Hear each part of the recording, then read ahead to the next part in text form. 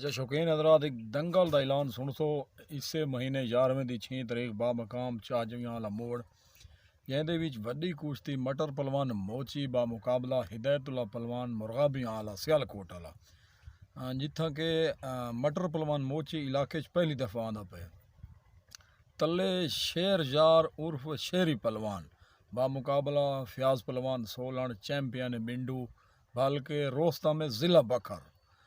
तो उनके तले जनाब शुएब पलवान बलोच मंगा पलवान नूना मलाना आला और हमजा पलवान मोची वो भी पट्ठा मटर पलवान मोची दे बा मुकाबला इकबाल पलवान कुलाची।